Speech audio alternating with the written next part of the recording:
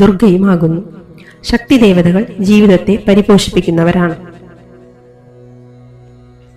ശക്തമായ ഭയമകറ്റുന്ന, ദുഷ്ടനാശം ചെയ്യുന്ന, നമ്മുടെ ഉള്ളിലെ ക്രോധം, വൈരാഗ്യം, ദുഷ്ടത എന്നിവ നീക്കം ചെയ്യുന്ന ദേവതകളാണ് ഉഗ്രദേവതകൾ.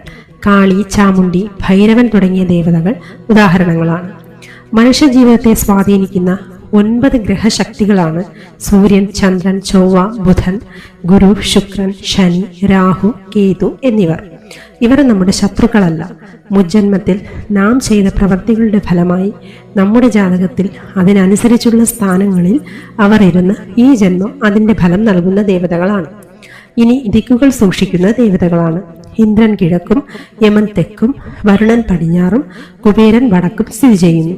വീടുകളുടെ വാസ്തുവിലും ഇവർക്ക് പ്രാധാന്യമുണ്ട്. അതുപോലെ ഓരോ കുടുംബത്തിനും ഓരോ വ്യക്തിക്കും ഓരോ പ്രത്യേക ദേവത ഉണ്ടായിരിക്കും. യഥാക്രമം കുടുംബദേവത എന്നും ഇഷ്ടദേവത എന്നും പറയുന്നു. നിത്യവുമുള്ള പ്രാർത്ഥനയിൽ പ്രധാനമായും ഉൾപ്പെടുത്തേണ്ടവരാണിവർ. കുടുംബദേവത നിങ്ങളുടെ വംശത്തിന്റെ രക്ഷയ്ക്കും, ഇഷ്ടദേവത എല്ലാ ജന്മത്തിലും നിങ്ങളോടൊപ്പം തുടർന്നു വരുന്നതുമാണ്. ഇവിടെ മനസ്സിലാക്കേണ്ടത്, ദേവതകൾ പലവിധമുണ്ടെങ്കിലും അവയെല്ലാം ഒരേയൊരു ശക്തിയുടെ വിഭിന്ന രൂപങ്ങൾ മാത്രമാണ്.